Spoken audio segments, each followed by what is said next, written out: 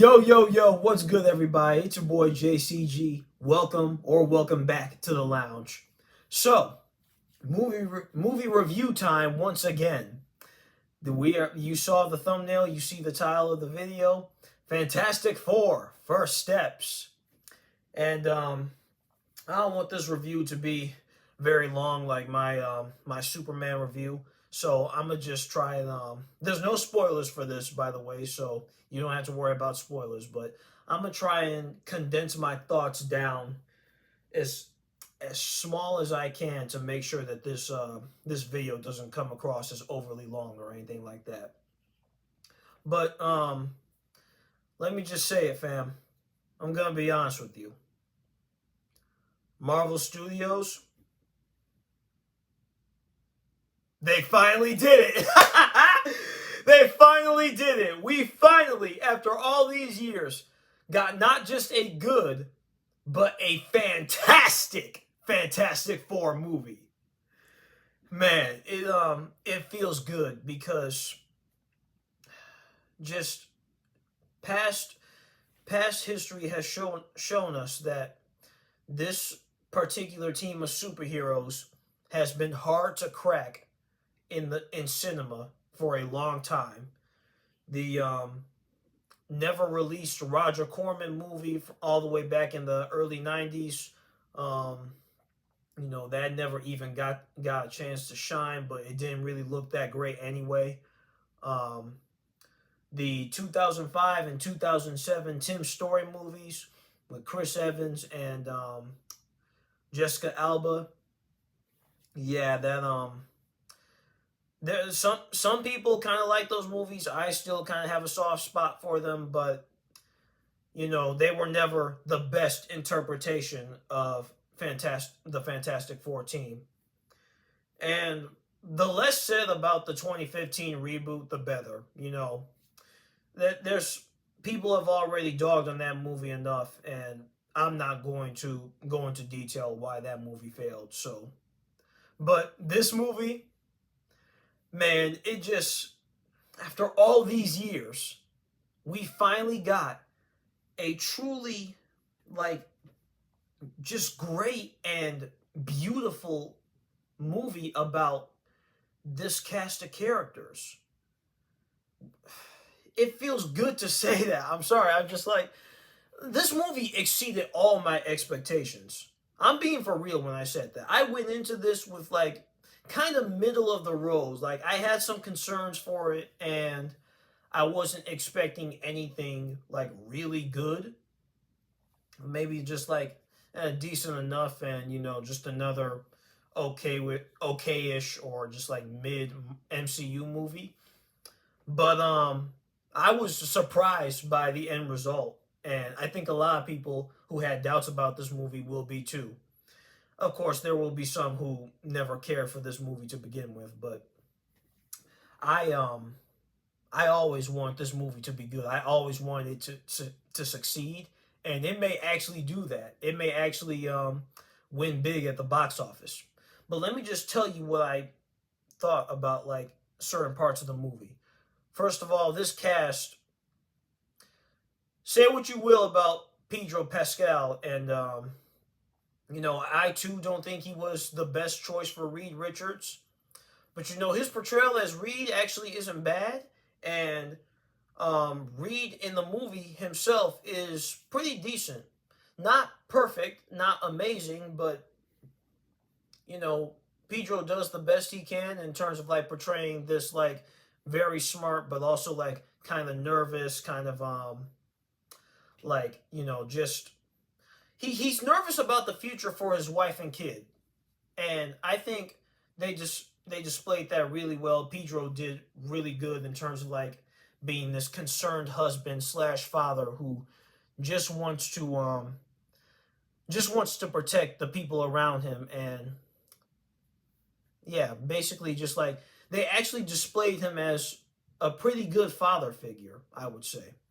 This movie um, this movie puts a big emphasis on just sticking by each other as family, and of course, because this is Marvel's first family, they had to get that right, and I would say they did that almost perfectly. So yeah, Vanessa Kirby as Sue Storm, she was great.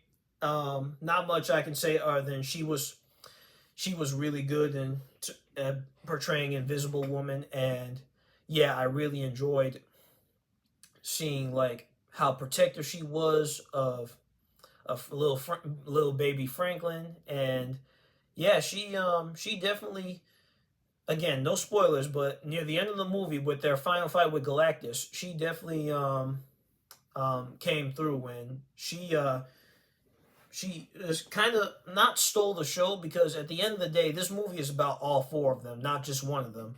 But she did great in the finale. Joseph Quinn as the Human Torch. He was easily the best part.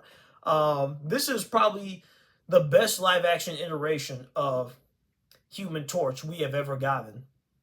Joseph Quinn, he does a good job. He is still kind of a ladies' man. He definitely is flirting with like Julia Garner's Silver Surfer, which we will talk about in a minute. He's definitely flirting a lot with her, and but he's also a lot more clever and smart. And what I love what they did with him is that they didn't make him like just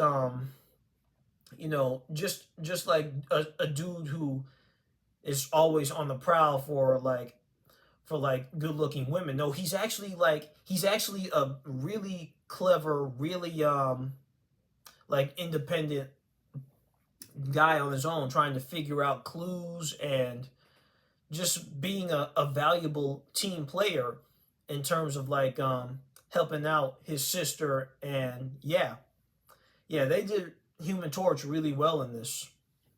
And of course, my favorite of the Fantastic Four, the Thing, Ben Grimm. Um, Unfortunately, I think one of the low points of this movie is that he actually didn't get enough time to shine.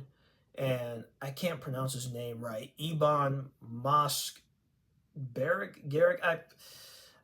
His name is hard to pronounce, but his portrayal as the character is fine, and the Thing, visually the Thing looks incredible. Like this is the best like live action movie design of the Thing we've ever gotten. But yeah, not a lot of focus on him, and he just didn't get enough time to shine like his other castmates did.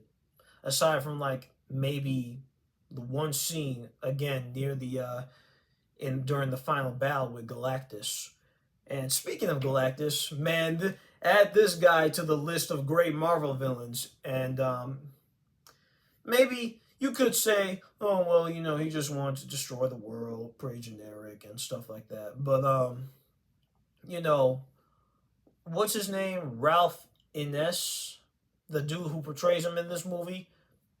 Great job, fantastic job, and not only that, Galactus finally looking comic accurate after Rise of the Silver Surfer pretty much butchered his design. Well, not even butcher. They just didn't even use his comic book design. But we finally got comic book accurate Galactus. Aside from the muted colors, he looks perfect. And Julia Garner's Silver Surfer, controversy around this being Shala Ball and not Norrin Rad, but that's a conversation for another time. Um, she was fine. Not much to say about her because I think that if you had Norrin Rad just be in this movie as the Silver Surfer, then the role of the character wouldn't have changed. It wouldn't have made much of a difference because pretty much Shala Ball acts no different than Norrin Rad did in Rise of the Silver Surfer from 2007. Like, let's just be real here. But yeah, that's all I really got to say about Silver Surfer. Not much other than she was a pretty good antagonist in the first half of the movie. But yeah, man, this movie, it's heartwarming. It's at times pretty funny, not like overly funny. Thank God, Marvel has had this issue for a minute. There's definitely like no overuse of comedic moments, like nothing like No stupid humorous moments to break up like tense, serious parts. And yeah, honestly, I don't know how else to say this without going into describe how much I love this movie without going too much into spoilers. But all I really have to say, fam, is this movie truly is fantastic.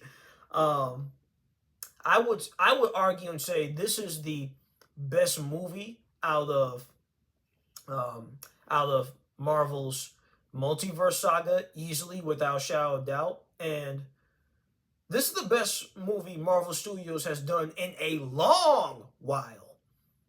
It's better than Spider-Man No Way Home. I know that some people may find that blasphemous, but trust me, it's better than that movie. It's better than Deadpool and Wolverine. And hell, I'll say this. You might also find this blasphemous. It's better than Avengers Endgame. This movie is so much better than Endgame. That's how much I loved it. Like, and for the record, all those three movies that I mentioned, I liked all of them. Like, I love No Way Home.